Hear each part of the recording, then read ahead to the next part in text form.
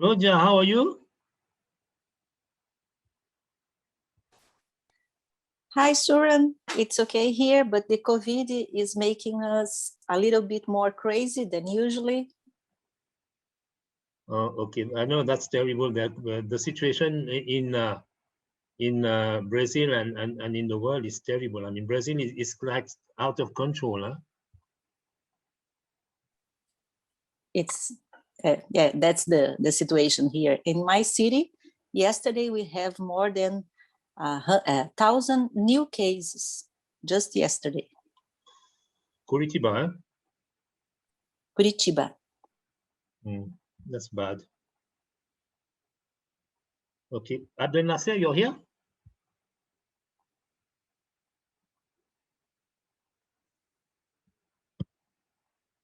Let's see. Nasser, okay. I'm hiding.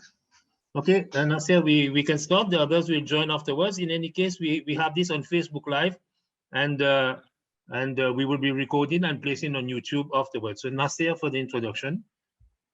Okay, welcome Jacob, and glad to have you here with us to share with us your experience as you are part of the development of World Athletics in the new version of competition systems and the development in different fields. We hope that everyone will benefit from this video conference, which I'm sure we will get a lot of information about the future of World Athletics. This is our 31st video conference. We are happy to be here again with you, with all our friends and colleagues, and we hope to see you all the time participating and bringing your positive points in terms of developments of athletics. Thank you, Jacob, for your time. Thank you, guys, that you are present here. And we hope that this experience will continue in the future. Thank you. So, Jacob, I just mute everybody and I transfer the host to you. Thank you. Good morning, good afternoon, good evening to all of you. Right now, I'm in Copenhagen, Jacob, Denmark. wait, just one minute. Otherwise, I will lose you. And unmute yourself. Yeah, okay. Can you hear me? No, yeah, and now okay. I transfer the host to you. Yes. And make host. Okay, now all yours, Jacob. Oh, you're all mine now. All good. So, well, I'm in Denmark right now, actually in Copenhagen right now. As you may know, I'm originally from Denmark, and I'm back in Denmark because of the situation right now. And I'm telling you, this is by far the best thing I could do right now because the weather here is truly miserable. It is borderline freezing and the rain is pouring down. So there's nothing else to do, but this is excellent, actually. So let's talk about our favorite activity, athletics. I'm going to share my screen. I have a lot of slides and feel free to ask questions along the way. I know we have a Q&A session at the end, but given the number of participants, that's basically up to you. I'm going to try to take you through strategic growth of World Athletics, but first let me just share. Here we go. Can you see the deck now? Yes, that's perfect. Perfect. Okay. Some of you, I'm familiar with some of you I know very well, and some of you I do not know. So I'm just going to start making a brief introduction of myself. Name is JAKOB Larsen, 51 years old. This is me to the left. A long time ago in a galaxy far, far away. I used to be an athlete, let's just say of modest level, triple jump, long jump. Ended up tearing myself in half, so that had to stop. Moved into sports administration because that's basically my background in university. So long story short, I ended up with the Danish Federation, first in communications, and then starting as CEO in 2007. And to the right, you see some of the stuff that I was working on in the Danish Federation. And so we were very much involved in events, Copenhagen Half Marathon, which was a legacy race of the World Half Marathon Championships we hosted in 2014. We also did major running events. One of them was actually, we reached 83,000 participants. That's the photo in the middle. And it was it was en route to 100,000 participants, but then Corona showed up, so that did not happen. And at the bottom, you'll see just a glimpse of the World Cross Country Championships in 2019, which we hosted in Aarhus. So a lot of events, but also obviously the traditional jobs and functions within the national federation. But the Danish Federation is definitely one who has been heavily involved in events, and that was also why I ended up in where I'm at right now, World Athletics Director of Competition and Events. It is nearly a year ago since I started, and I basically signed the contract, and then the world went into lockdown. So it's been a strange year. That being said, my job is mostly focusing on what should and we would like to happen in the future, not necessarily what we're working on right now. A lot of my colleagues are working on the events right now. I am also to a certain extent, but my main function is actually to look ahead, to figure out what would be the best way to advise and work with competition commissions, etc., figuring out where should the sport go from an event perspective, or at least try to contribute to that discussion. So I'm sure you're familiar with this, but I'm just going to take you through in case you're not. So obviously I'm with the World Athletics and staff member at headquarters in Monaco. Give or take 100 staff members. We also, not shown in this diagram, is also the AIU, Athletics Integrity Unit, which is covering anti-doping, etc. So, but this is the key functional areas within the headquarters, and the one in orange is where I am at. So it's well, we tend to say that we're working on the most important part. I guess some would differ, but that's our perspective, that working with competition and events, that's what we do. And all the others are also very, very important in that perspective. But my department, we are working with the preparations, the delivery, and also the strategic adjustments for future events, so all the WAS events. I'm sure you're aware of the WAS events, but just because we kind of tend to say just WAS events and assume that everyone knows what it is. World Athletics Series, which is basically the 7 events it's highlighted on this slide. We got 7 of those. They are, all of them, they are held every other year, so in a biennial rhythm. We got the World Championships, World Indoor, World Relays, Under 20 Championships, Race Wash, and then the Out of Stadium Cross Country, and indeed the new one, which is the Road Running Championships, which has replaced the World Half Marathon Championships. I'll get back to all this later, but this is basically one of my main areas working within World Athletics. But there's so much more. It's also about the overall competition infrastructure of the sport, one-day meets, also technical rules, which is definitely not my specialty. I can see that there are a few people on this call who have who definitely experts in this area, and they are the ones that I would often lean on when we're dealing with technical rules. My main expertise is actually what I would say creative design of these events. Now, as you may have heard initially, I'm just back from Silesia, and this has nothing to do with strategy, but I just wanted to highlight where we're at right now. Given the pandemic, it's extremely difficult to put on these events, but we've just finalized preliminary entries for the upcoming relays in Silesia. We have 153 relay teams entered for this event, which is actually an increase compared to 2 years ago in Japan. So it seems athletes are just dying to get to the opportunity to compete. It is extremely complicated, as you know, for everyone to travel to these events. Nevertheless, teams have signed up. And actually, the distribution across areas seems to be more or less the same as it was 2 years ago. So it's not like it's all Europe. We have basically the same distribution across member federations as we did 2 years ago when it was in Japan. So we're definitely looking forward to this one. And I can assure you that the Polish host, it's such a difficult time right now.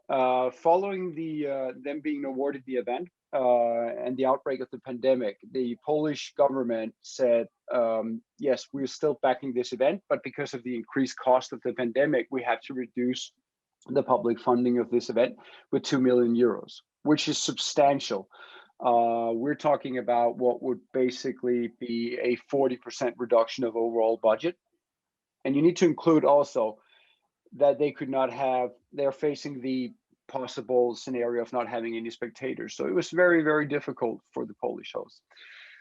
We managed, working together with them, to actually make this work nevertheless, also financially.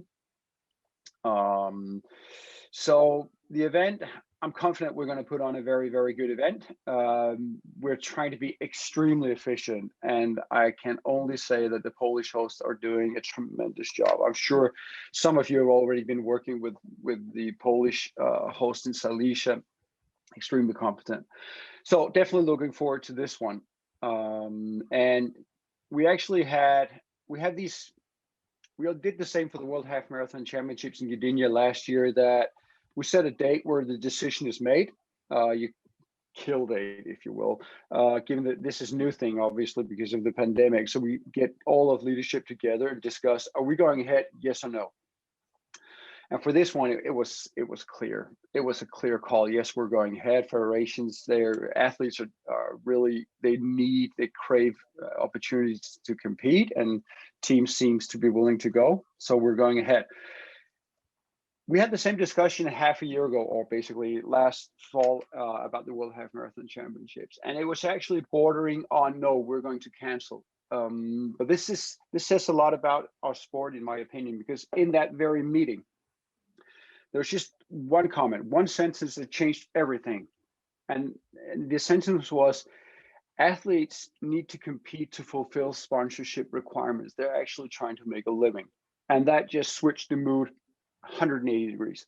So we were basically saying, no, this is too risky. It's going to be too expensive. We probably can't pull it off. And then all of a sudden, this discussion about athletes and their livelihood changed everything. So we managed to go ahead, had a very, very good event. It was complicated, but nevertheless, we had a good COVID-19 protocol and learned a lot. And athletes got to compete, new world record, etc. So that was a very, very important moment, I believe, in World Athletics recent history, given the current situation. Now, just not going to spend a lot of time on this. These are the teams entered for Silesia. And as you can see, we got to the left, we got the 5 Olympic disciplines. So we got ranging from 21 to 30 federations signing up to try to qualify for the Olympics. It is a direct Olympic qualifying event. All finalists from Silesia will go to the Olympics and also to the World Championships in Oregon next year. We got the other, you could argue they are more experimental events, less interest in that. That's not really surprising because there's not a lot of upside traveling, given the restrictions on travel, the difficulty of travel. You kind of need to provide a tremendous upside. And that is definitely something we're doing with the Olympic qualification on the line. Not so for the other events. So this is the difference. And that's probably something that's worth keeping in mind, that all of these things, what are you actually providing as a value to the teams? Anyways, enough about that. Before I get into strategy, but this, I'm just going to highlight, if Olympic qualification ended today, this would be the distribution of athletes between the different areas. Now,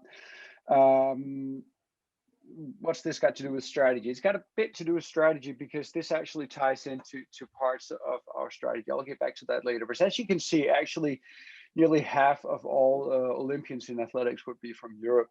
And it is basically, it's more or less the same as we saw in Doha for the most recent World Championships. Europe itself a bit, but that's mostly about reduction of competition opportunities in United States. The college scene has been somewhat limited, and also the road running is down, obviously, and which has an impact in certain areas, that the opportunity to qualify in road running is actually somewhat limited.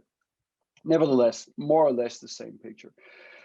This, however, may be worth studying. This is a comparison of the level of performance, number of results achieved worldwide in 2020, prior to the pandemic, and then this year. And this is as of February 22nd. Now, all results are converted into points, which is basically a way to be able to compare results. The higher the points, the better results, or vice versa. And as you can see, the very highest level of performance, we're actually not seeing any impact of COVID-19. There's an increase, but I would argue that's probably not of statistical significance. However, if we go down lower level, let's just say this is kind of like national top level in some countries. At the very least, we have a significant reduction of competition activity. So the best athletes actually get to compete, whereas the second tier, third tier athletes are having a very difficult time competing. Not sure what to make of this yet, but we're monitoring this because this has tremendous importance for the future of the sport. We don't know yet. None of us know what will be the new normal after COVID-19, but this is something to keep in mind. So we're monitoring these data. Also, this is the same. We're focusing here on the high level performance, more than 1,100 points. As you can see, there is this is the distribution between the areas. So of all the results achieved in 2021 with more than 1,100 points, approximately 45% has been achieved by Europeans, which is an increase from 30%. This has mostly to do with what I mentioned before, that in North America, the number of competitions are reduced. College, universities, and the same for Africa. This is very much to do about road running, which you have seen. The road running scene is more or less suspended entirely right now. So it's not necessarily so that Europe is competing more. It's simply that competition activity right now in North America and Africa especially has been reduced at the very highest level. So I just wanted to bring this to your attention. I thought that may be something you would find interesting, and we're continuously monitoring this. Anyways, strategy for growth. When I joined, my very first meeting actually after joining World Athletics last year was a strategy meeting. World Athletics was about to have a new strategy for the organization, not for the sport as a whole, but for the organization. And this is there was a process at leadership and with the executive board of the Council of World Athletics, which led to this document, which is accessible on our website, Strategy for Growth for the next 4 years. I would like to point out, this is for the organization World Athletics. There is right now a work in progress on a global plan, which is a strategic plan, if you will, for the sport worldwide. This is work in progress. It is there's a consultation phase right now with member federations. Honestly, I can't recall when this is supposed to be published. Later this year for sure. So for now, I'm just going to focus on the organization's strategic plan. Now, this is some of the I've just extracted parts of the document saying that the vision of the World Athletics organization is to use the power and accessibility of athletics and our athletes to create a healthier and fitter world. Obviously, if you go back 20 years, it would have said something completely different. I think it's worth bearing in mind that right now, this vision very much reflects the changed status of high performance, not necessarily reduced status, but definitely increased status of other kinds of what I would argue you could label as intangible forms of capital, like human capital, social capital, even sports capital as well.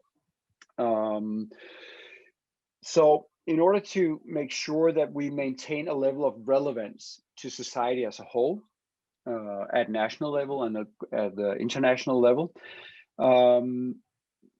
it's been shifted slightly towards saying this is about more than just competition. This is actually about a healthier and fitter world. The mission is also outlined, and there are basically the headlines: grow, inspire, and lead. Grow, we simply want more people to join the sport, and the wording is it's interesting to just notice the how it's been phrased. That to grow the sport of athletics makes it relevant in people's lives, and in the lives of their communities. Actually, what this means is that it is up to us to lower the barrier. We need to make it relevant. It's on us. It's not on them. It's actually us as a sport who should make an effort to make it easier to join. That may seem obvious, but if you ask potential recreational runners, would you care to join a race? Yeah, sure. You need to pay for it. You need to be able to do a 5K because that's the shortest distance. Already there, that's a barrier, right? And even asking people if you're asking people to do a half marathon, that's a significant barrier in time. You need to invest in training, etc. So there's this perception of the need to lower the barrier of entry. Also to inspire that we need to have globally appealing and accessible competitions. This is at the very highest level, but also at the very lowest level, so to speak, the entry level, kids athletics, masters, etc. So we need to be seen as as an activity that is actually worth investing time in. I guess you could say that these days, smartphones being around, all kinds of activities, you could argue that the only intangible capital that there's no inflation in is actually time. That people only have 24 hours a day, and how they choose to spend it may actually be the most important thing to monitor in years to come. So we need to be an inspiring sport to invest your time in. And also the final part of the mission is to lead, be the best example of well-governed sports federations. Now, this is parts of this has to do with the recent history of the sport, of course, about governance, but also about an ambition to undertake partnerships to make sure that we are, whenever there's a discussion that is borderline athletics, we should have as an ambition to be part of that discussion. Not necessarily to dominate it, but by leading through knowledge, through innovation, through the ability to inspire, etc. So, strategic goals, more participants. Well, it's basically outlined to the right, and these four strategic goals, that's going to be basically headlining everything. But I'd like to move on to what I would describe as tactics. This is also outlined in the strategic plan. That the vision, the mission, and the strategic goals will be outlined specifically in these 6 areas, which is competition, innovation. Also ensuring that every child has access to the sport. We need to build human capital, meaning simply we need to have more people. We would like to have more people engaging with the sport in whichever way they so choose. Also to know and engage our fans. I guess if I was playing devil's advocate, I would say that our sport, just like most other sports, we tend to focus on the field of play and less so on the perception of what's actually going on. So you could argue that the most important role of leadership of World Athletics is not to look at the field of play, but in fact turn its back on field of play and look at how does society and our surroundings actually relate to what's going on in the field of play. Campaigning organization actually try to make a difference in certain areas. I'll get back to that later on. And also profitable partnering for growth. Profitable does not necessarily mean like in financial profit. There are many types of capital. I've mentioned just a few of them, but actually having a growth perspective on tangible and intangible values. And do that in partnerships with other organizations or entities. That will be a main element in tactics in the future coming years. Now, this is a horrible slide. I'm not sure you're able to see it, but that was the best I had. So I hope you can forgive me for that. As I'm in competition and events, I'm not going to take you through all of it, but I would like to point out just a few of them. Within people, to do competition, be that at the very, very highest level or at grassroots level in any of our hundreds of member federations, we need people.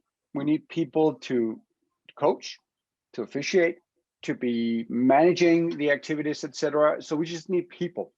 Working on how to recruit to encourage, to embrace people. That's a key element in all of this. This goes for the highest level, but also for the lowest level. Now, we also have fans, an ambition to have a fan database of 1 million. I'm not going to spend a lot of time on that. However, on participation, it's worth pointing out the items mentioned here. We got the Kids Athletics product. You're all familiar probably with Kids in Athletics. That's being reviewed. The aggregated road off-road championships, that was disbanded and replaced by the road running championship. So that's being implemented and we'll have its first edition in 2023. Inclusion of cross country into Olympics. We failed that one for 2024. Actually made an application for it. The IOC didn't go for it. Nevertheless, it's still on the table, but obviously we're now talking 2028. And then finally, a creation of a pro running board. That's also been done. And that's basically to ensure that the sport interacts with the broader range of stakeholders in athletics within road running. Now, there are timelines for all of this. So let me just see. Okay. Besides the strategic plan, we also got a competition commission. The competition commission is part of the new structure of World Athletics. It deals with a wide range of responsibilities. I've highlighted some of them here, and I'm not going to take you through them. But it is basically reviewing the competition program for all the WAS events, for the one-day meets, etc. We got the road running program, the label program you may be familiar with, but also the bidding, how we position our events for future hosting, and finally the education and appointment of officials, etc. It's a wide range of jobs. Competition commission are handpicked people with global representation, and also from a wide range of people, a wide range of groups, organizers, officials, federations, etc., working together on how to improve the competition area. And then we got the competition and events department, which is where I'm located. So we have for our plan, this is just the key objectives for the current year. Obviously, we got the competition, so we're delivering the World Relays in Savisha. We got the games obviously in Tokyo, and then we got the World Under-20s in Nairobi. We're also having bids for future events in 2023 to 2026. They are either opened already or will be opened. And finally, we got preparations of no less than 6 WAS events since 2022. And that's a massive undertaking for us. And this is basically caused by the postponements of events. So we'll have a busy year in 2022. And most of them will actually take place in a very limited space of time. So that's a key focus area for us. WAS event strategies is also something that we're spending a lot of time now on. Now, what do I mean by that? Up until now, you could argue that the 7 WAS events has been dealt with in a similar way. It's been competitions, but some of them, it's not a big secret. Some of them actually, they're quite profitable for the sport, whereas others not so. Not in a financial way, at least. So we kind of said about why are we having these events? Besides the obvious, actually providing competition infrastructure for athletes. Why are we having them? And this is ongoing right now, and you don't have that already. Well, not in a way that reflects the new strategic plan. So we're outlining this right now. What's the purpose of the World Championship? Well, you could argue that's pretty self-explanatory, but what's the purpose of the World Cross Country Championships, etc.? And based on that, what are the objectives, etc.? All of this is ongoing. It's not finalized. It will be later this year, though. And then we got WAS Evolution, which is basically transforming all the events, all the competition from actual competitions to events. And I'll get back to what that means. But it's basically just picking up what the IOC presented with the Agenda 2020, saying that this is not only about what goes on in the field of play, there's so much more to it. And speaking of field of play, we're reviewing the field of play, how that works, how we can evolve that as a working space for athletes, for officials, etc., but also as a stage, if you will, because it is a stage, as we all know. I'm not sure what will come of this, but it is slated that we will do a review of the field of play this year. Also, strategy review for athletes representatives. They're an integral part of the fabric, and I would say that this last year has highlighted possibly a new world also for athletes representatives. They have been also in a very tough space this last year. So the strategy is under review. Not sure where it'll be heading, but this is something we're looking into right now to modernize the way the sport works with athletes representatives. Also a discussion on elite / non-elite. What does that mean? Elite, non-elite may not be the right word. It's not a good word in every language. Competition / non-competition, international competition.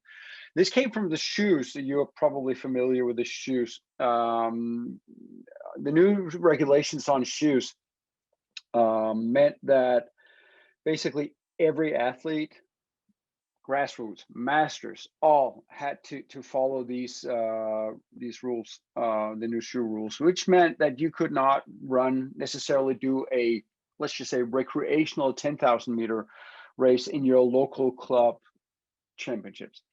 You actually needed to do either spikes or very racing flats.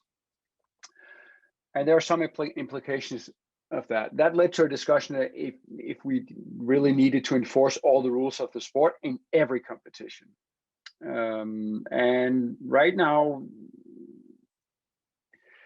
the overall assumption is that we might benefit as a sport to have a, let's just say, high performance or performance competitions and recreational competition setting. Each federation would be able to designate these competitions are actually high-level competitions and all rules apply, and others not so.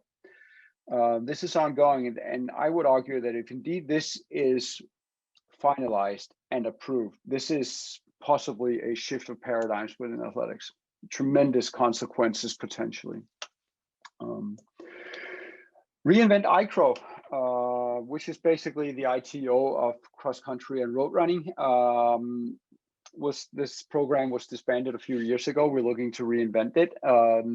This follows in line with the thoughts on an upgrade on the label program and also a renewed interest in cross-country and the Pyramid Series. And finally, also, we have a global running conference. There's more to it, but this is some of the stuff I just wanted to highlight. Now, yes, this was actually my first, and this makes sense because I'm running out of time here, I see. So that was session number 1. So I'm happy to take any questions. Let's just stop sharing now. Any questions?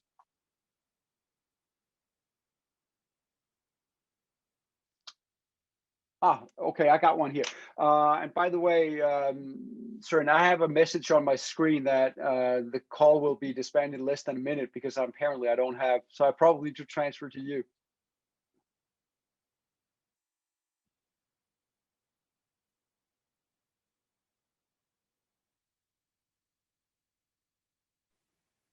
Yeah, no, it's not a problem. We won't probably take any questions, Jakob, because we have only 1 minute. So in case you want to answer the one which was there already, yes, and then immediately as soon as it cuts, we reconnect on the same link immediately afterwards. Okay, but I can just make you host for now. That should solve it, right? Yeah. Yeah. Okay. In which areas of the world is there most capacity for growth and development? Tricky one. That's a good question. It kind of depends, in my opinion. You need to analyze demography because I'm mostly, obviously I'm from Europe, so my understanding of Europe is better than the rest of the areas. So I'm just going to take you through a European perspective. I would argue that you can divide Europe as an area into 4 sections, which is based on sports policy, but it's definitely also based on demography. So if you apply the same thinking to every country, every area worldwide, there's a matter of sports policy. Now, sports policy, what do I mean by that? I mean, is the sport commercially driven? Is it Jacob, we will have to, Yep. to take that in the next session. So Okay. everybody join in, and then we, as soon as it comes, join in, and Jacob will reply that in the next session. See you immediately. Okay. Connect on the same link. Yes. Okay. Participants. Okay.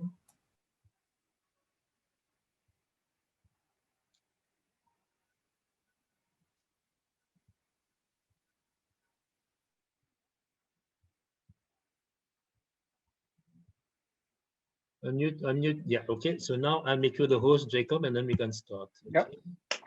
Yep. Okay. I'm just going to follow up Yeah, on the. You are the host. Now you can go ahead. Yes. Okay. All good. About the questions about growth and where, I would argue everywhere, but you kind of need to make an analysis.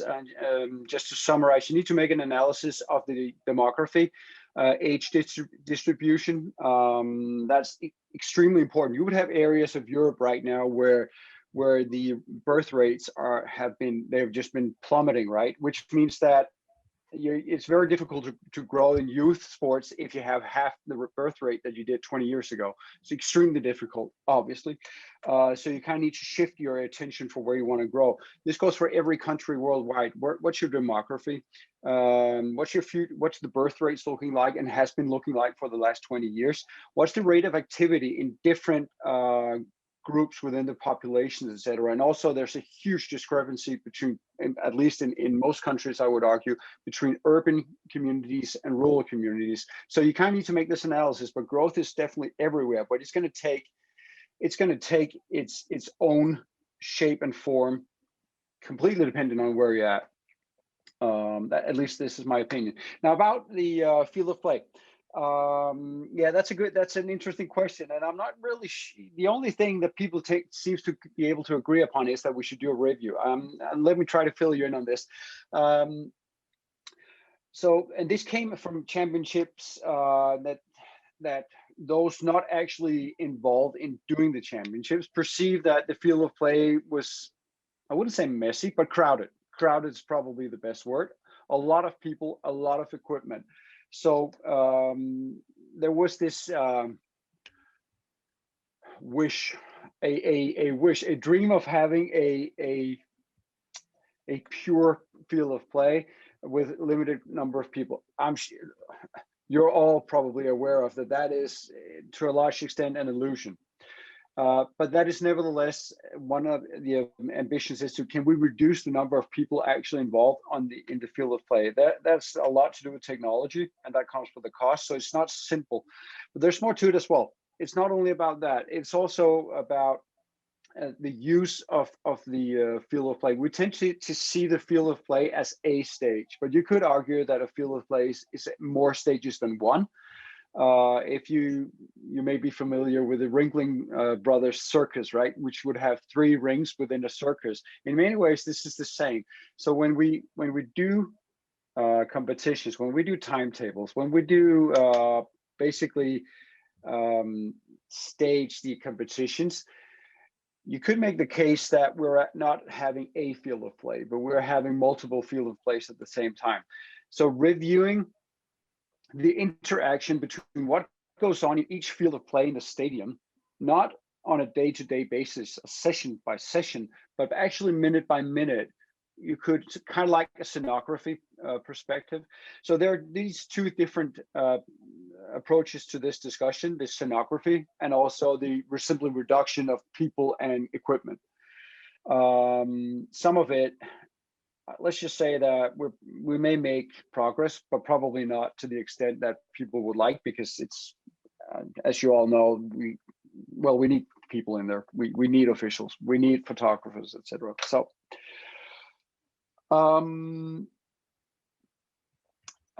and another question from Elena about the different rules for different competitions. Yes, and this is why no matter what we do, it will always be up to the national federation to identify which competition are actually qualifying for international competitions. So it's not going to be strict. It's actually what we're going to do is to say up to the federation to designate competitions that are qualifying for international competitions. You simply need to follow all the rules, whereas in non-qualifying competitions, you could, in theory, say, well, we're not going to follow each and every rule. That's basically up to the national federation. Okay. Coffee. Let me know if we should press on. Go ahead. When you're ready, Jacob. Sorry, I'm taking a toll on your ears. No, it's a pleasure. So we've been through all of this, and we made it to the development of the WAS events. And this is what we're doing right now. So these are the 7 WAS events. I'm not going to go into detail with them, but that's how we like to present them when we're trying to have cities, federations, regions, etc., bidding to host these events. Immediately after I joined, we did a study, if you will, or at least we had a consultancy make a report on the perceived value of our events. And this was done with, and this is from memory, I may be slightly off here, but I think it was 70 cities worldwide, what I would argue major cities. They were basically being asked about their perception of how attractive, appealing the competition was, which would be market appeal, and also and this is not exact science, I have to be perfectly clear on that, an attempt of calculation of return of investment. But there is an intangible and a tangible aspect of that, so it's not exact science. This was the outcome. Now, and obviously, this may not be entirely surprising, but some of it may indeed surprise you a bit as well. The objective for us, of course, was to shift. It was and is to shift everything to the upper right. Goes without saying. This is what it's all about: increased market appeal and also return of investment. Market appeal is part of this WAS event strategy and the evolution of the events, and I'll go through them one by one. The return of investment has there are 2 elements to this. First of all, reduce cost. It's not cheap hosting international championships, obviously. So we're reviewing cost right now for all of them, basically making it less expensive to host. This is with various degrees of success, but we have come quite a way, I would argue, for the events that are being open for bidding right now. And return of investment is mostly about adding content. So best example, and I'll explain in detail further on, but the entire thought about transforming the World Half Marathon Championships into the Road Running Championships. Of course, it's good to have a official, for those of you who's not aware of it, we've added basically the 5-kilometer road race to the half marathon, which was then World Half Marathon Championships, becoming the Road Running Championships, consisting of the half marathon and the 5K. Obviously, this gave us an additional world championship title, all good, but it was also, and probably mostly done in order to increase the opportunity for the organizers to organize a mass race and thus increase their revenue potential. And also increase the length of stay for teams, which would increase tourist impact, etc. So that was the thinking behind that transformation. Now, why change the bidding process? Why change the concept of all our events? Well, this is not new to you, but I just wanted to point out that you can see the growth in number of competitions since we started the various World Championships. The growth in number of events worldwide has just been tremendous, and many of them are working in a slightly different way. So federations tend to be federations. They're focusing on the competition because that's the primary reason for having them, or at least that's how it has been and probably will be still. But all of these other events also has sprung out of nowhere. and they're not really doing it the same way. They are very, very focused on the experience. You've all seen Red Bull and their events, extremely focused on the experience. And this makes it somewhat difficult to compete if you're only focusing on what's basically in it for you, meaning athletics, which would be the world championships, competitions, etc. So we kind of need to take a 360 review of all these events and say, okay, we're not competing only with, for instance, the world championships in road cycling. We're also competing with the Grand Fondo World Series, which you may be familiar with. If not, that's you could argue it's an amateurs. It's a recreational cyclist world championships. So the increased competition means that we just have to try harder and be better in a return of investment perspective. This is probably also what was a call to action. Here are the number of bidding cities for the different WAS events. And as you can see, that if you hadn't had a call to action, this would be it. This is where you say we need to do something. We simply need to do something because right now there's something off. And based on the study we did, I'm just going to shift it back. This one, as you can see, some of the events are actually quite appealing, but they're very low on return of investment. So we focused on that a lot, and for some of them we've tried, well, you could argue that the lower three on market appeal, we have tried to work on that. The evolution, there are 4 elements of the evolution. Event-specific strategies, I've already touched upon that briefly, which is basically answering the question, why are we having these events? Not only from an athlete's perspective, but from a sports perspective. So it's not only about having to be able to identify the new world champion, but it's also to provide infrastructure in the sport and maybe even provide a framework that you can build one-day meet structure on. Event brand positionings is also part of it. Basically, not saying what's the product, what kind of competition takes place, but it's a lot more about the experience. What kind of experience are we trying to provide? And I have the 7 WAS events. I'll go through them one by one in this area, and then reviewing the cost structure, of course, trying to reduce non-essential cost whilst protecting, obviously, the investments we need to be able to put on the event that we feel is right for the sport, and indeed also for the host. And then the transformation from competition to event. Now, the process in all this, it all starts with competition. Obviously, this is well, it's basically in the constitution of World Athletics. This is it's what we do. We put on these competitions. We identify world championships. We provide infrastructure for the sport, and a clear objective for athletes in their training. Now, however, the transformation from competition to event includes several other aspects. It includes activation, side events, and outreach. Activation, meaning it's not all of this that is new. It's been done. It's not rocket science. However, activation is basically making sure that this event is alive, not only during the days of the event, because these WAS events, it's only 21 days every 2 years, which means that we have more than 700 days with no WAS events, right? So activation is about using the assets within the World Championships and the WAS events for the remaining 709 days.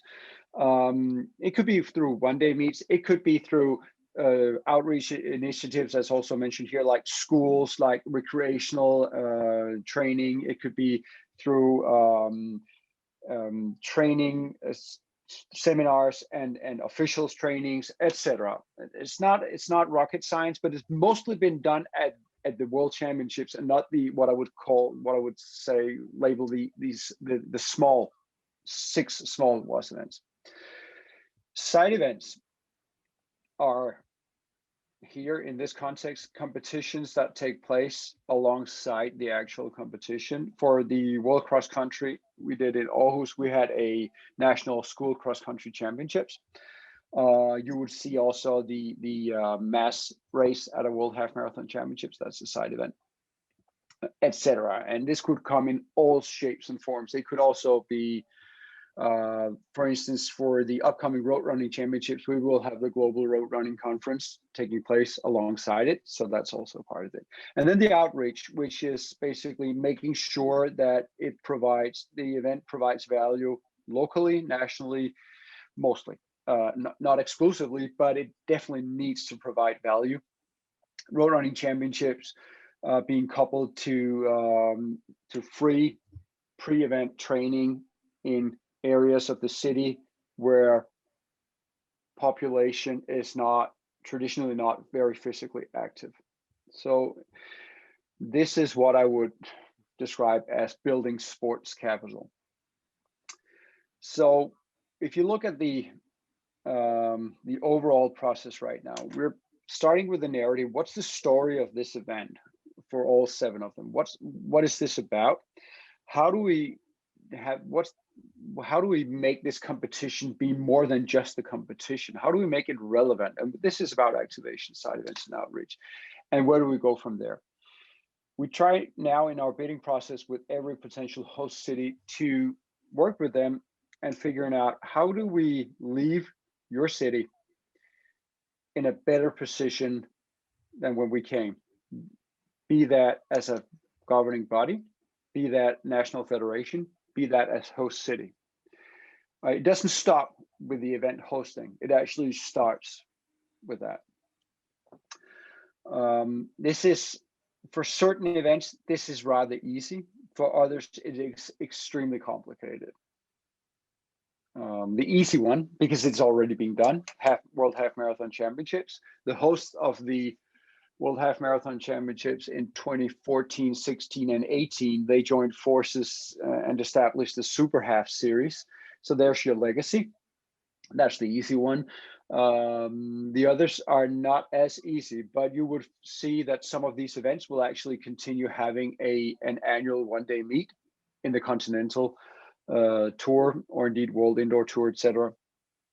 But this is something that we need to be very, very focused on as we move forward, the legacies of these events. And this is why when you look at the bids we're opening right now, these bids are open right now.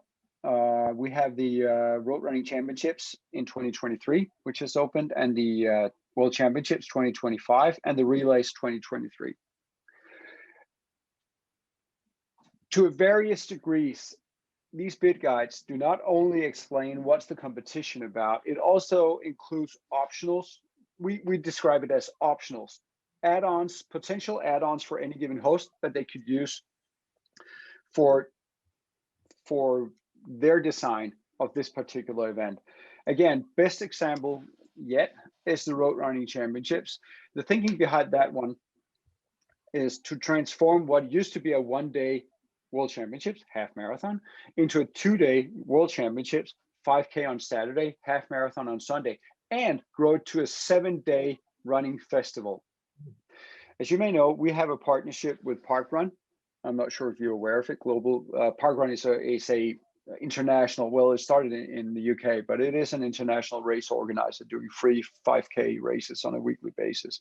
They are actually the world's biggest race organizer, but it's free. It's very informal, and it's worldwide. So we have a partnership with them. Now imagine doing a Road Running Championships. You have the 5K official race on Saturday. You have the half marathon on Sunday, and Monday through Friday prior to race weekend, there will be a new parkrun every day in a scenic location within the host city. Now, all of a sudden, you have the platform to build what is truly a running festival, which will also include, obviously, the race, the event expo, but also making sure that there's actually a reason for tourists, albeit recreational running tourists, sports tourism, to go to this event, because they're not only going to run a half marathon, they're actually able to do like the scenic tour of this city through 5 tailor-made park runs Monday through Friday. They do the 5K on Saturday, and then they do the half marathon on Sunday. This is an optional, but that's how we're moving forward with these events, trying to build content around them. We've done the same, not to the same extent as the World Championships, because that is, well, it is a very, very big event, and in itself, it's a massive undertaking. So that will mostly be focusing on inclusion of mass participation in future road events. Whereas the relays will also look at mass participation, be that in stadium or out of stadium. And we have also, and this is still to be considered optional, so we're right now discussing with World Masters Athletics the inclusion of Masters Championships in the Road Running Championships, but also in the future World Cross Country Championships. Also simply to build, let's say, content for the host. We need as many people paying attention to these events as possible worldwide, be that on television, be that being on site to attend, to watch, to somehow interact with this event. Now, I was talking about the event positionings. I'm not gonna, don't worry, I'm not gonna read everything which is on this slide, but this is, I guess, this is what I would describe as a mood board. This is what will be presented to future bidders for this championship, saying, okay, this is our perception of the World Championships. This is our baseline for this event. Now, if you're not familiar with mood boards, it's basically what you got here. It could be photos, it could be just tiny bits of text that kind of gives you an indication of what kind of experience are we trying to provide here. And we got, obviously, the purpose to crown the ultimate champions of the world. Now, the key information to all of this is the points of difference and distinctions, which is at the bottom. This is the experience we would like to provide. And World Championships is basically the best of the best. All this is based on a brand, on a brand model, if you will, a brand identity model. And they will differ. I'll take you through them one by one. So the World Championships is like this. This is the World Indoor Championships. Raise the rules for athletics, showtime. Now, explosive athletics, compacted and amplified. It's nothing new in all of this. What is new, and it's not necessarily included, it's not included in this slide, is that we are having a discussion. If we are to take this sport globally and make sure that there is an opportunity to compete worldwide, and World Indoor Athletics is actually our competition system in the first quarter of the year. Well, you can't really do indoor athletics everywhere in the world because that requires indoor facilities. And why would you have an indoor facility in the Southern Hemisphere if it is indeed summer? Why would you have that? There's no need. So there is, and it is informal, but it has been discussed informally at council, the possible transformation of indoor athletics into short track athletics, meaning that you could indeed do this outdoor. It would be on a 200-meter track, as we're doing it indoor, and probably the World Championships would be indoor still, because that provides a framework to raise the rule for athletics, basically to do what we're lining out in this brand model. However, we would be able to compete worldwide in short track and basically be part of the same infrastructure. And indeed, who knows, we would be able to one day have the World Championships outdoor in short track. Who knows? Ongoing discussions, but that is simply to separate right now the World Indoor Championships and to separate indoor athletics from outdoor athletics, because right now it's basically, you could argue, devil's advocate would say that indoor athletics is just like outdoor, only indoor. And we think it would be a good idea to make a bigger distinction between the two different versions of athletics, because otherwise the sport is at risk of this particular branch of the sport being perceived as basically the B side of a hit record. That is, and I realize that this is not something that everyone would agree with, but nevertheless, indoor athletics just does not yet have the traction of outdoor athletics. You could argue, we all know key meets. We have the Diamond League organized. We have the Diamond League meets. We also have a World Indoor Tour now. But the individual meets are nowhere near as well known as they are in the Diamond League. And this is something we need to build. We need to build a framework of the competition structure in indoor athletics, which potentially then would in the future be short track, to be discussed. Road running. Not going to mention a lot about that. I've already spoken a lot about this, but this is basically going to be inclusive. It's going to be basically about recreational athletes running alongside the best in the world. Not a lot of new stuff in this. It's mostly about how we package this event as we move forward. It is what you are basically seeing in every major road running event worldwide. It's a celebration of running in many ways. Now, relays. It's our team sports, obviously. It is where we do the fun stuff, which is magician, vibrant, pulsating, unifying, selfless, etc. We're definitely going to look into doing mass participation in this event as well. Could be on the road, like Ekiden, could be. Could also be in stadium. We have, obviously, there are certain countries worldwide who have significant mass participation in relays, mass participation being as in competitive, but not elite. Under 20s, interesting one. Unleash the young and the fearless. This will be moving towards a tagline, and may not be the ultimate tagline. It may not end up like this, but internal tagline right now is by the youth, for the youth, meaning that this is a festival of youth. Yes, we have under 20 athletes competing, and we will also use this event to educate new officials, new people, young people with talent working in broadcast, working for the LOC, the organizers, etc., making sure that this is not only about the athletes on the field of play, but indeed for youth in every aspect of these major events. It is a festival of youth. The bid will open really soon, end of this month actually, and then we'll see if hopefully cities will see this is an interesting prospect, and then we will work with cities. How can we develop this to be, yes, it's a competition, but indeed it's also a youth festival that will bring people under 20s, in their 20s together, and maybe provide all of us, the rest of us who are no longer that young, a glimpse of the future of the sport. That's the ambition of this particular one.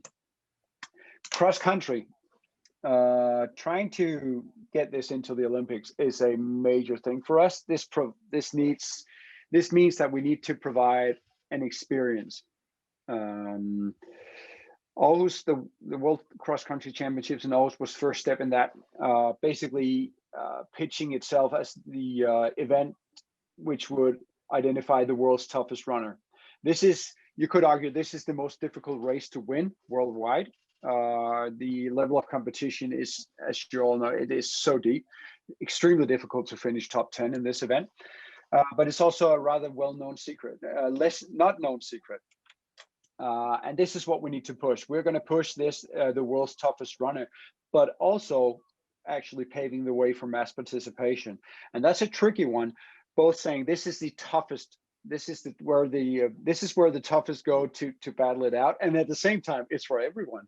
That's extremely difficult. Nevertheless, this is how we're going to move forward with this one. Also having add-ons like conferences, etc., on green fitness, which is a kind of, you could argue, like just like we have urban recreational activities, this will be rural landscape-based physical training. And race walking, celebrate expert athlete precision on the road. Actually, this is something we're probably going to review.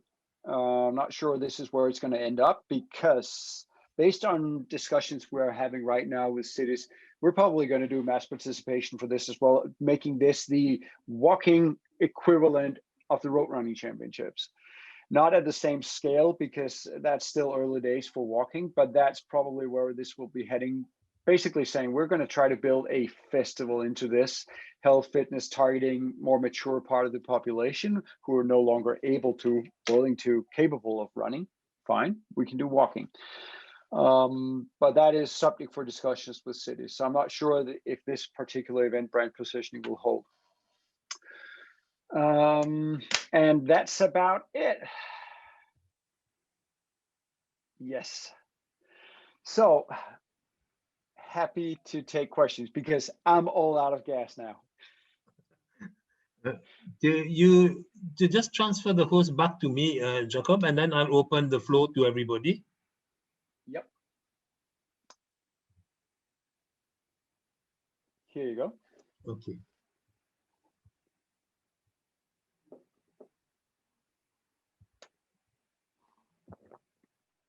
So anyone can intervene directly by unmuting the mic, and then you can ask questions directly to Jakob. Anyone wants to start? Yes, I will start. Yes, John. Yes. Is it possible that one way of growing the sport is to expand downwards from World Athletics so that in every area there is something that's leading up to that particular World Athletics series event? Indeed.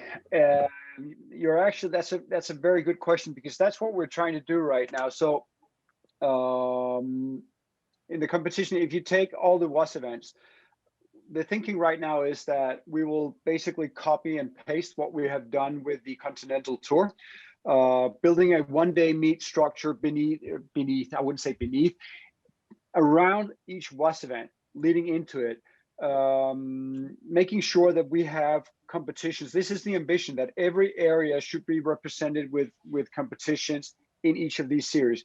Continental Tour, we started gold, silver, bronze level. Done the same for the World Indoor Tour. I understand that indoor is mostly a Northern Hemisphere thing. We have already covered that. So there's still work to be done on that. But right now we're reviewing the Race Walk Challenge, the Cross Country Permits, and also the Combined Events Challenge. Simply to basically do the same, have a competition structure that will feed in and be tier-based, if you will, and will feed in to the overall competition program leading to the championships.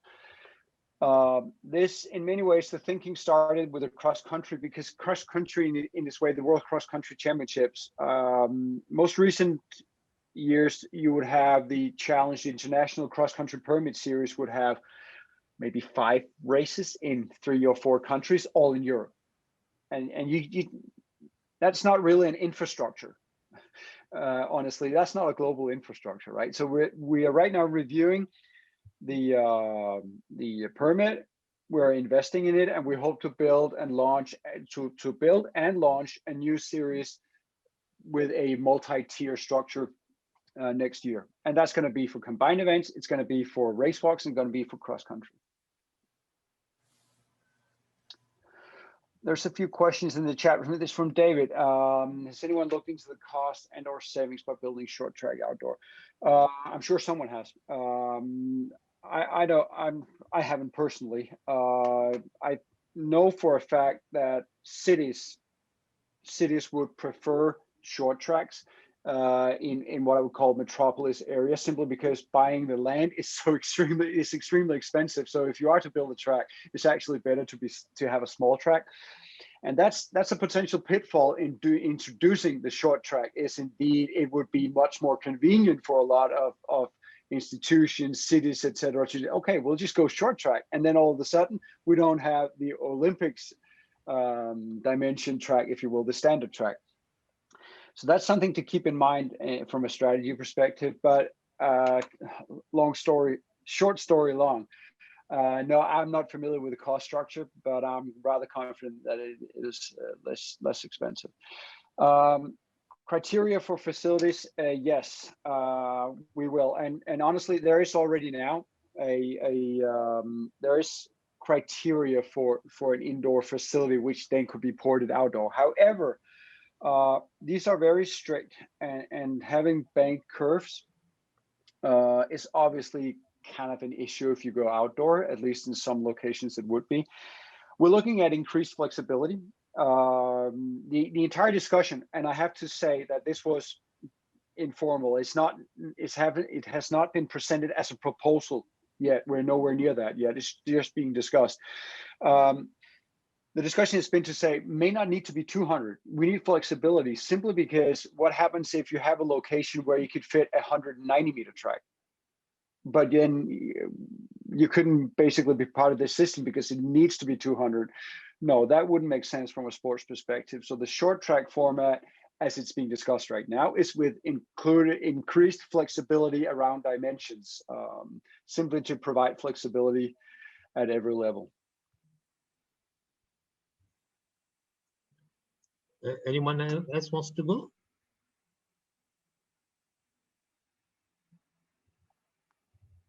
So, Jakob, this is very is interesting with regards to the world aspect. Has there been a certain guidelines to be able to replicate that at area level, for instance? Not yet, honestly, not yet. And there are probably multiple reasons for that.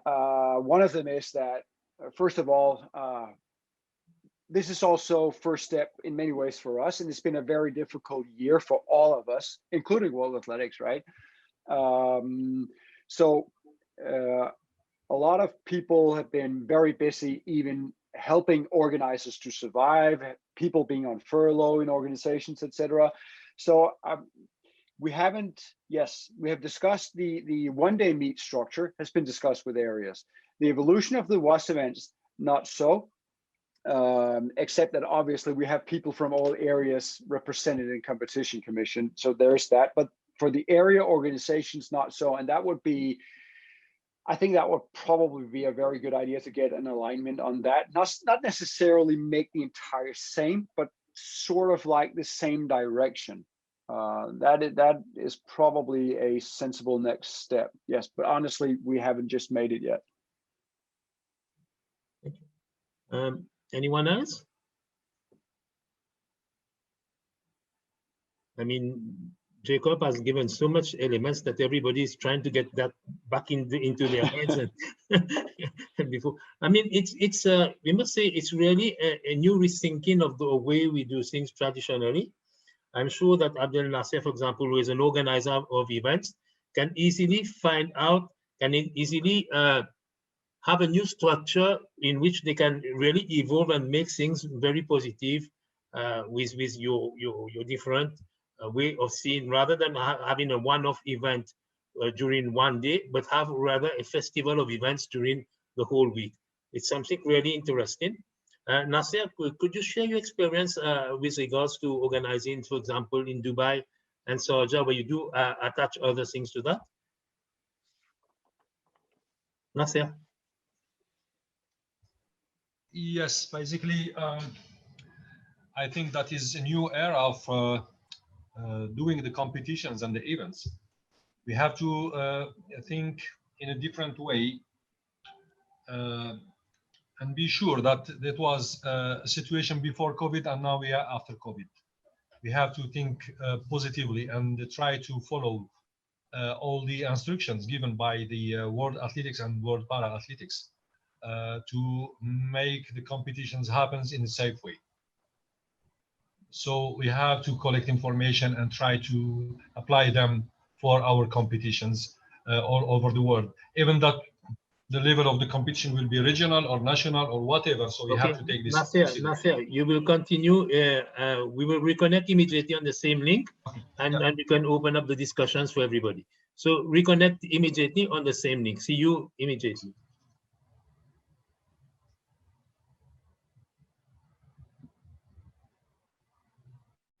Let's continue. So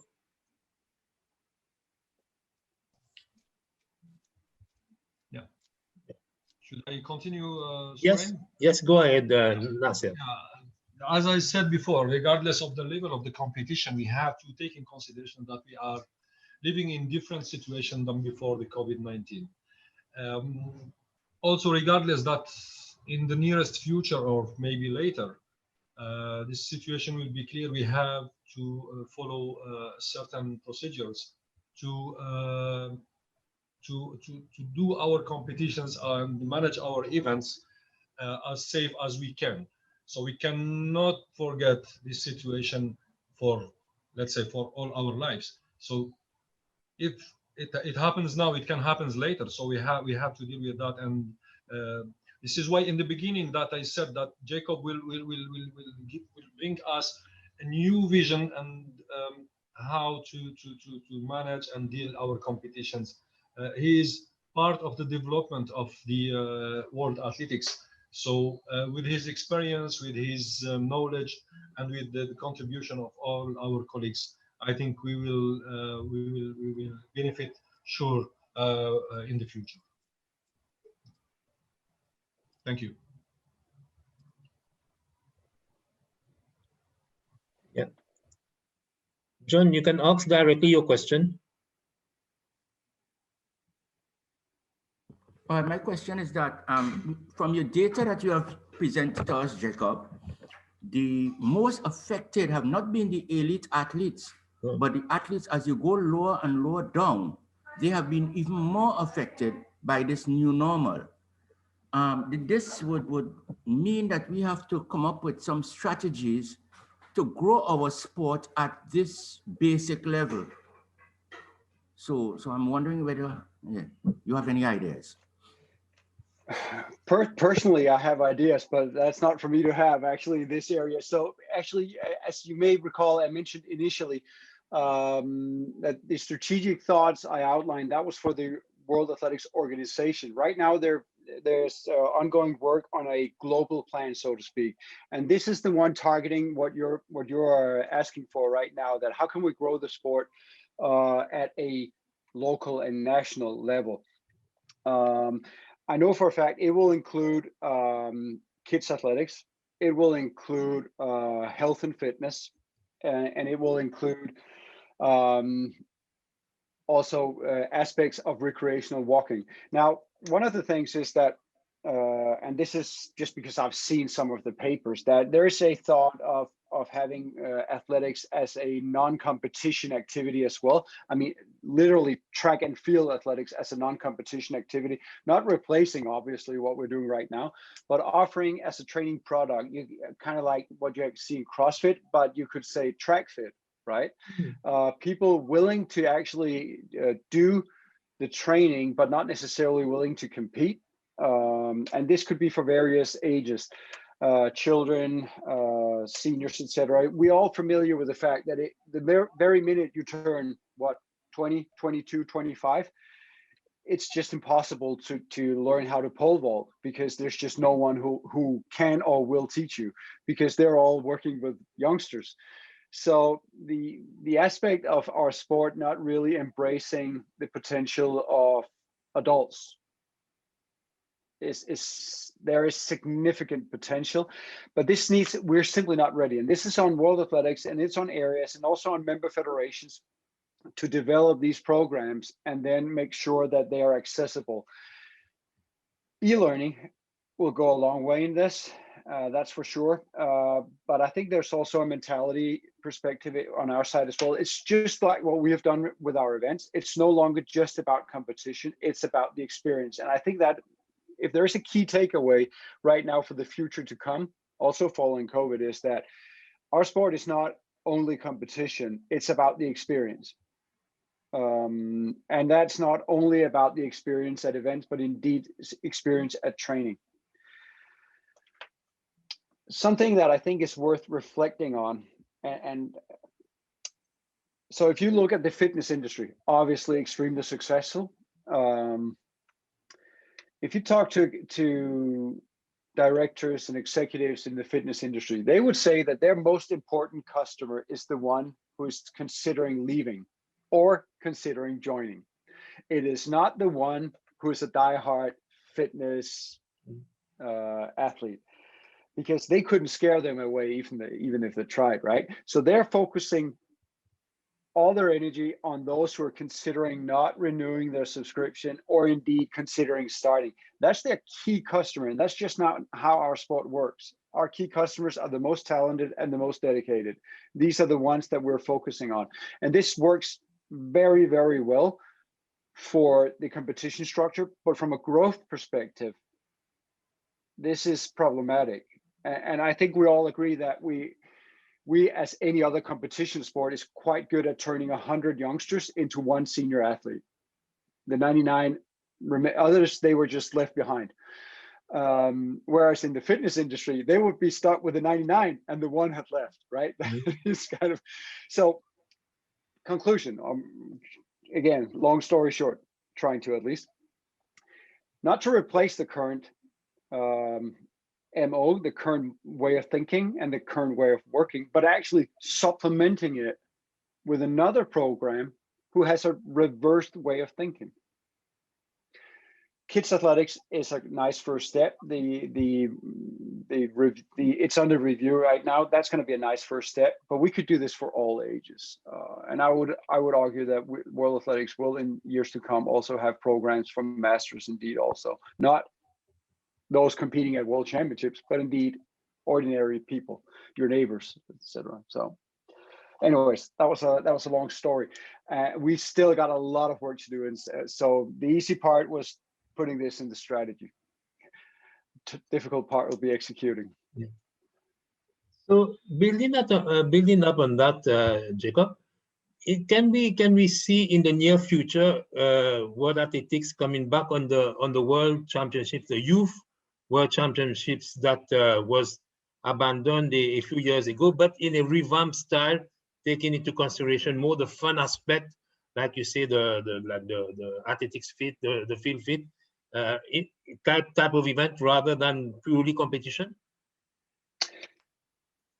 In theory, yes, but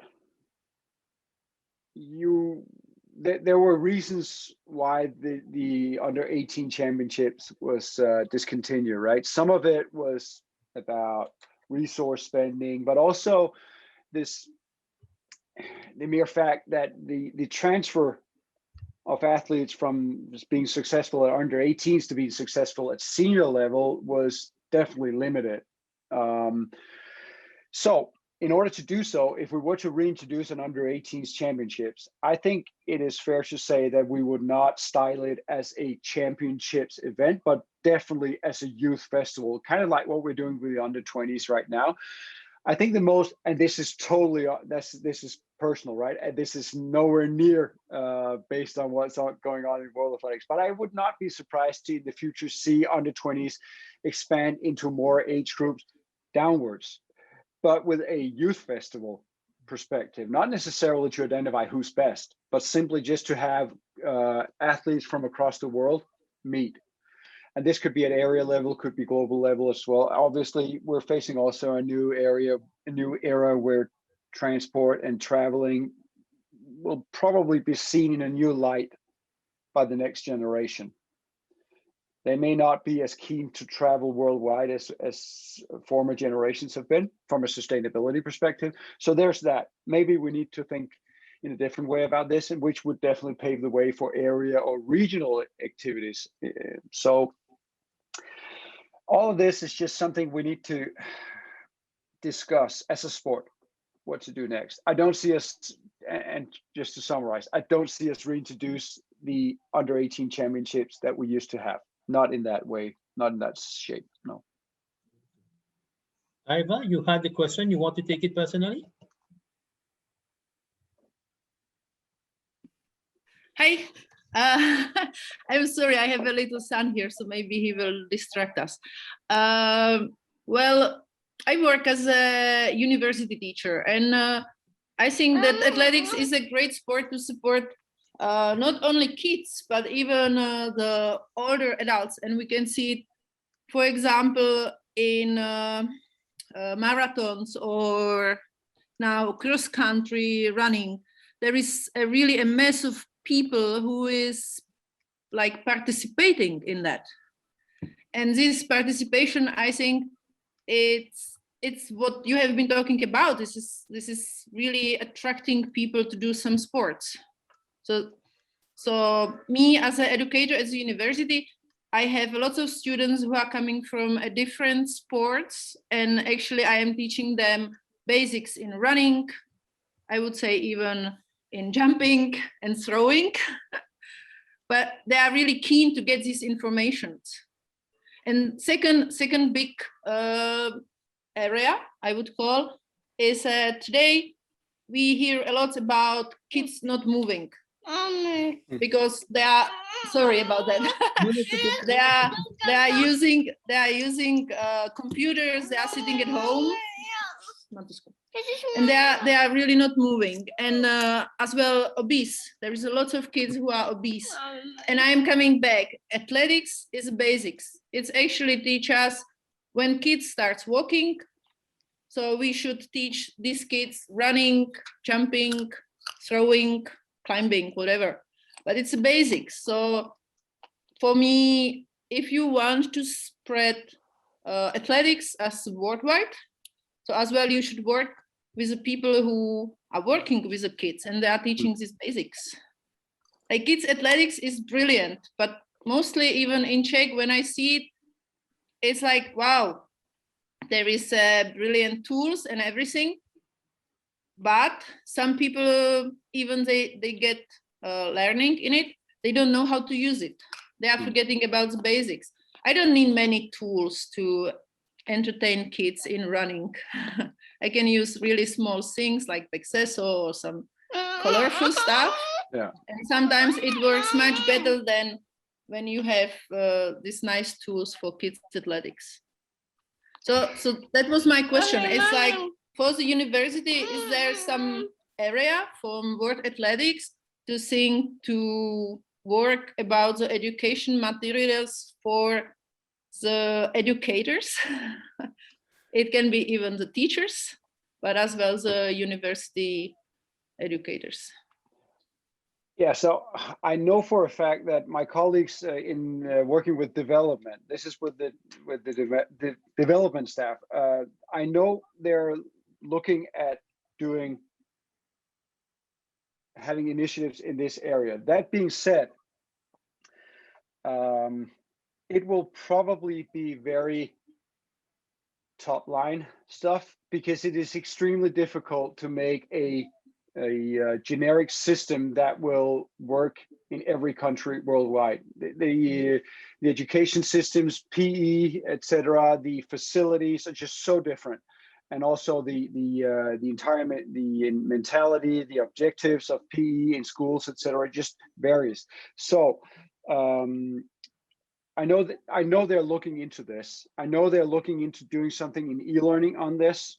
But honestly, I think World Athletics' main role as we move forward is to actually address what you just said, what you also mentioned. Youth are spending their time doing something else, and this goes back to, I mentioned this very early on in this call, that right now the only thing that will never be hit by inflation is time. We only have 24 hours a day, right? And there are just so many options now. So if you want to make sure that youth spend time on you, you need to focus on the experience. Not necessarily only on the product, but the experience. And this is just like any other area of life. You see movie theaters right now, they're focusing, well, they're still showing movies, it's still a movie theater, but they're focusing a lot on developing the experience of going to the movies. And this is basically what we're going to do. And World Athletics, this is mostly about having the discussion. We need to focus on the experience. That being said, yes, development is working on content for PE teachers, etc. But it's probably not going to be perfect for every country, because I don't think that's possible, honestly. Thank you, Jakob. Anyone else wants to intervene? May I only one more? Yes, we go. It's open. It's not a question of make it perfect for everyone, but athletics is nice because it's easy. You can run and you don't need any big stuff. Okay, when you want to play football, you have to find a ball. But for athletics, you can just run, you can jump, and you can throw whatever, a stone or whatever. But sometimes you can find that people are thinking it very difficult. So maybe to make some material to make it easy. It's Yeah. like you want to run hurdles, okay, you can put on a ground just some ropes. Yeah. You want to do throwing, you can use the stone. Okay, but then I get your question. The reviewed kids athletics should be addressing the issues that the former edition. Those of you familiar with the let's just say old version of kids athletics, I'm sure you're aware of the pros and the cons. There were good things about it, and there were issues with it as well. This is being reviewed, and basically the ambition is to as it's also stated in the strategic plan, is to increase accessibility, to make it easier to interact with this system. So because you're absolutely right, you don't need, let's just say, the fancy equipment. You can do this very easily. It is, by nature, it's the most easy sport in the world to do: running, jumping, throwing. That being said, I'm not an expert in what they're doing right now. I'm sure my colleague would like to go on a session with you sometime to discuss. He would be able to explain in detail. But they're looking in that direction to make it more accessible, easier to do. Thank you, Jacob. Anyone else wants to intervene?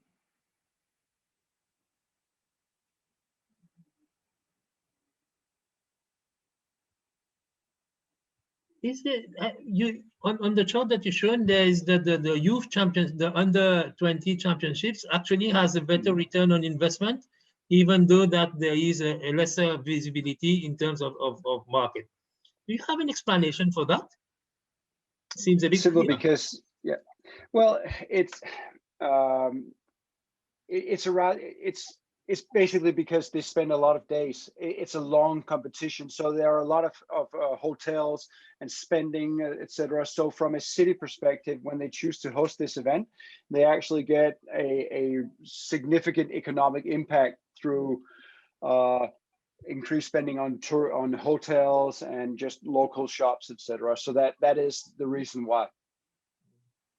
And it's a rather big meet. There are a lot of athletes and a lot of officials and a lot of coaches, etc. So compared to the price of actually hosting it, that is why the return of investment is okay. That's interesting. And hopefully better now, even better. Yeah, indeed. Oh. Well, Nairobi is going to be interesting, right? Because that's going to, there are two things that, for those of you who do not know, we'll have the World Under 20s Championships in Nairobi, basically just following Tokyo, which means that the entire athletics community just needs to refocus from Tokyo to Nairobi. At federation level, this is an issue for some federations. Also, we got a very cramped calendar now, with a lot of competitions taking place in a very limited time period. So there's that as well. And finally, travel. I mean, who knows? I mean, we're looking forward to it, because being in Nairobi, I think everyone who had the chance to witness what went on in Nairobi when they hosted the Under 18 Championships. Speaking of experience, providing an experience, that is definitely an experience. So hopefully a lot of federations will have both the opportunity and willingness to go, because I think we can actually make a very good event in Nairobi. Yeah. Some of us will be there. Huh? Among us will be there, so it will be a really interesting event. So yeah. Anyone else wants to go now? David has a question about track and field being relatively easy to do and cheap, but we need to be aware of safety. Yes, correct. That is absolutely true. Not a lot to add on that. I guess you can kind of, obviously throwing disciplines, but also pole vault. I think I've seen a statistic somewhere that pole vault, if you compare by number of hours spent, pole vault is actually a very high risk.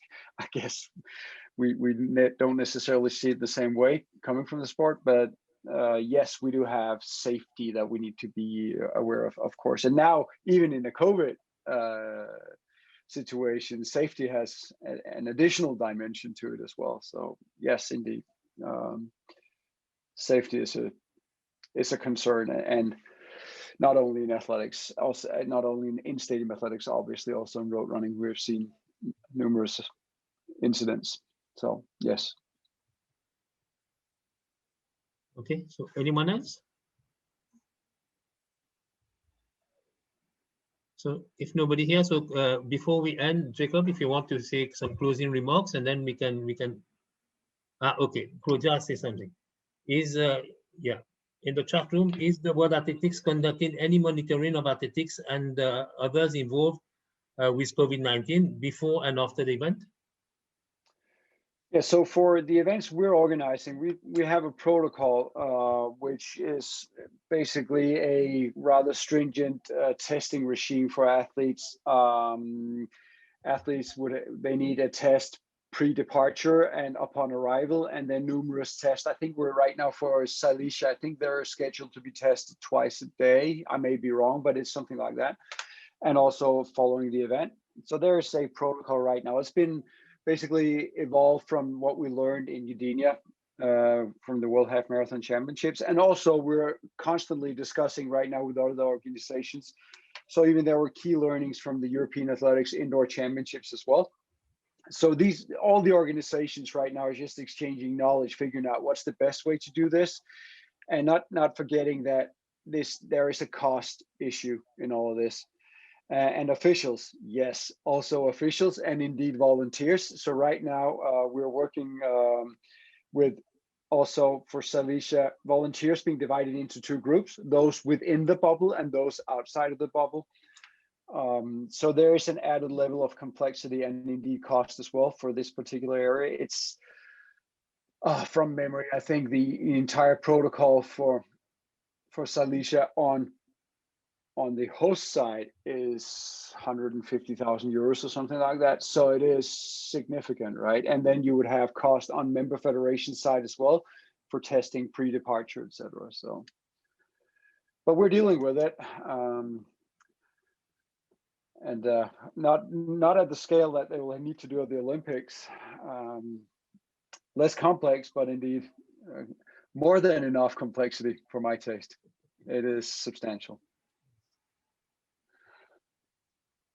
Thank you, Jacob. So if anyone has any question or any remark, as we will leave Jacob with the closing. Okay, go ahead, Elena. Where are you? Start information systems. Start information systems is World Athletics working on knowing how exactly every system works and to try to standardize the criteria of all the systems. This is where I claim ignorance, and I would have needed to brought a colleague who is the true expert. I simply have to say, I need to get back to you on that because I should have thought my colleague. Unfortunately, sorry, I have to admit. Okay, Jacob, hi, I'm Elena, nice to meet you. Yes, you know about this, well, I think we don't even know how they work. I think, well, I've been told some years ago that no company wanted to say the basis or the criteria they use to consider 4-star. So I think we should standardize this. I don't know if we are making some studies, sorry, about with any university or, you know, in order to Honestly, try to standardize this. Yeah, honestly, I simply don't know.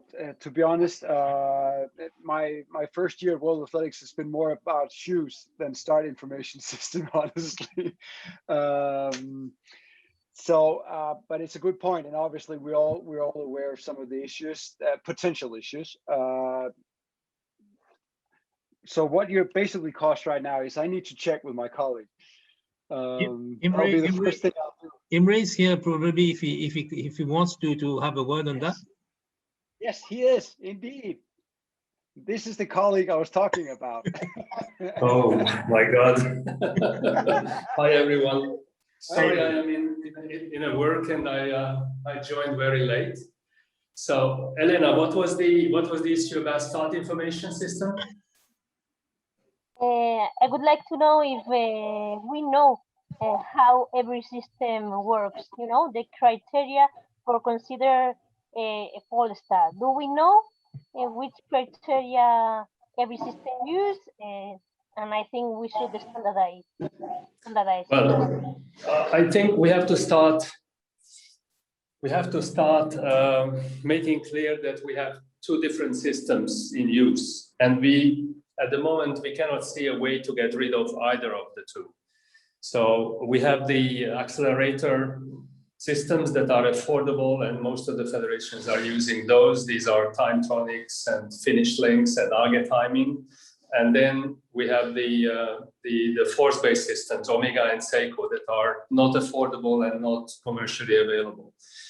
The two systems will never work the same way. So it was very difficult to establish criteria based on experience of starters. We had a lot of testing done with human starters in Cologne before we established the criteria many years ago.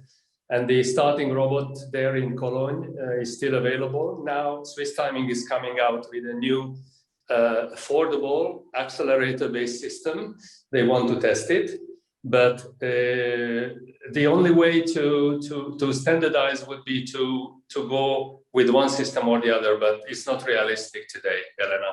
We cannot do that. So we have to live with the differences, and we have to live with eventual differences between competitions that we know is not good, because we need consistency between competitions, and that's one of the main pillars of our integrity, that results are comparable. But at least within the same competition, the more or less we can compare the results with either system. We know that European Athletics some years ago changed to Lynx, which is a different system that is used at Armour Championships in World Athletics or at the Olympic Games. And this difference will stay for a while with us.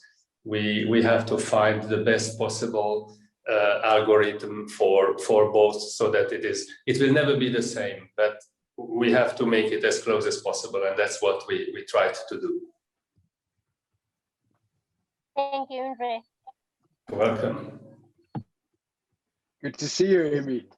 I'm in the bathroom. I'm doing that because outside there is some work. There is noise.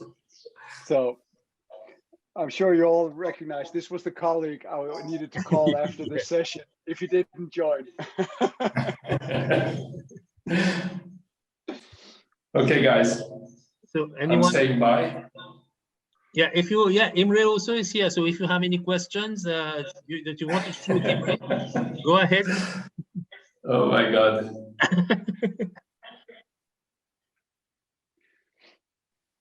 No, it doesn't seem so. Thank you, everyone. So, Jakob, before we close, so do you want to do some closing remarks, and then we will do the closure? I guess I hope you managed to get some kind of perspective on the thoughts we're having on the future of not only the WAS events, but the competition infrastructure internationally. That being said, this is still very early days in all of this, and there's not one single truth in all of this. There are many ways we can move forward on this. So I think the key in what we're supposed to do, in what we should do as we move forward, is just continue discussing, because there are many elements and factors that needs to be considered in whatever we're doing. So continued discussion, and following up on that, you're always welcome, any one of you, to reach out. Call me, write me, text me, whatever. Always happy to have a discussion on how things should be done or not. So yeah, that's it, basically. Always happy to discuss. Thank you, Jakob. So this was our 31st edition of our Visio conference. We will see with George next time, because George has did the part 1 of his presentation, and we will fix the date for the part 2 in the weeks to come. So I will leave it to Abdel Nasser to do the closure. Thank you, Jacob, for this very informative video conference. I've been appointed as ITU before 3 weeks in Dubai in the WPA Grand Prix. It was very good experience. And tomorrow I'm traveling to Tunisia for the WPA, another Grand Prix as ITU. And sure, I will use some of the informations that we got today from your side. I'm very glad and happy to see all of you today, and hope that you will be safe. Take care and stay healthy, please. Take care. Thank you. Thank you. Thank you. Thank you, Jacob. Thank you for your availability and being here with us and for sharing. And everybody, like Adel Nasser said, it's very important that we stay safe and we take care and stay safe. So best of luck to everybody, and see you in the next in some weeks time, in 1 or 2 weeks, as soon as we arrange with George for the next presentation. So thank you, everybody, and see you soon. Thank you, Jacob, and all the best in your new assignments at World Athletics. Thank you. It was a pleasure. Always a pleasure. Thank you. Thank you. Bye, everybody. Bye. Bye. Bye. Bye. Bye. Thank you very much.